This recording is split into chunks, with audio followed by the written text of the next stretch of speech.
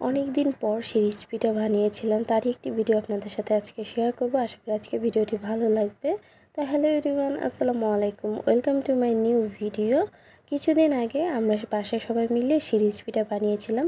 তা আম্মু আগের দিন চাল ভিজিয়ে তাই সেটা বেটে রেখেছিল।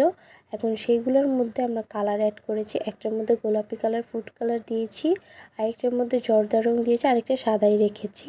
আর আম্মু কিছু কাঁঠাল পাতাও নিয়ে এসেছিলো, সেগুলোকে ধুয়ে পরিষ্কার করে নিয়েছি। আর সিরিজগুলোকেও ভালো করে ধুয়ে পরিষ্কার করে নিয়েছি পিঠা বানানোর জন্য। সব গুছিয়ে আমরা পিঠা বানাতে বসে পড়লাম। আর প্রথমে আপু পিঠা বানানো শুরু করেছে।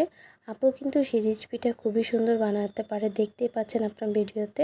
আপু প্রথমে 3টা কালার দিয়ে একটা পিঠা বানিয়েছে। এরকম করে বেশ কয়েকটা আপু পিঠা বানিয়েছে। আপু খুবই সুন্দর করে বানাতে পারে।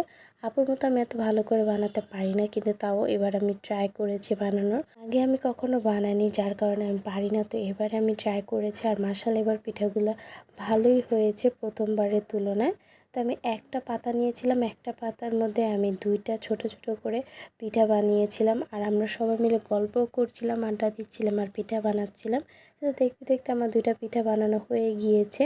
এই তো আমার ছোট ছোট 2টা পিঠা। তো এখন অনেকগুলো পিঠা হয়ে গিয়েছিল বানানো, তো এগুলোকে আম্মু এখন ভাপ দিবে। এই তো বেশ কিছু পিঠা ভাপ দিয়ে নিয়ে চলে আসলো। আর এই পিঠাগুলোকে এখন পাতা থেকে নামিয়ে নিতে হবে, এগুলোকে ভালো করে শুকাতে হবে। আর এই কাজটা করতে আমার খুবই ভালো লাগে। পাতা থেকে এভাবে উল্টো করলে পিঠাগুলো সুন্দরভাবে নেমে চলে আসে। এই কাজটা আমার করতে খুবই ভালো লাগে। তো আমি সবগুলো পাতা থেকে পিঠাগুলোকে বের করে নিচ্ছিলাম। আর এই সিদ্ধ অবস্থায় কিন্তু পিঠাটা খেতেও ভালো লাগে। আপনারা কি কখনো খেয়েছেন সিদ্ধ অবস্থায়? আমাকে কমেন্টে জানাবেন কিন্তু। তারপরে পিঠাগুলোকে কিন্তু রোদে 2-3 দিন ভালো করে শুকাতে হবে।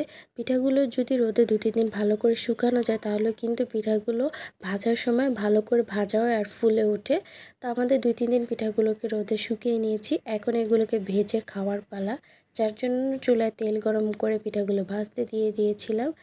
একটা দুইটা করে অনেকগুলো পিঠা আমরা ভেজে নিয়েছি, সবাই একসাথে বসে খাবার। ওদিন কিন্তু আমরা অনেকগুলো পিঠাও বানিয়েছিলাম। আপনারা এই পিঠাকে সিরিজ পিঠা বলেন নাকি কী পিঠা বলেন সেটা কমেন্টে জানাবেন। আর আপনাদের খেতে কেমন লাগে সেটাও কিন্তু কমেন্টে জানাবেন। এই তো বেশ কিছু পিঠা ভেজে নিয়েছি, এখন এই পিঠাগুলোকে খাবো। আর আজকের ভিডিওটা কিন্তু এই পর্যন্ত, দেখাবো নতুন কোনো ভিডিওতে। ততক্ষণ ভালো থাকুন, সুস্থ থাকুন, আল্লাহ হাফেজ।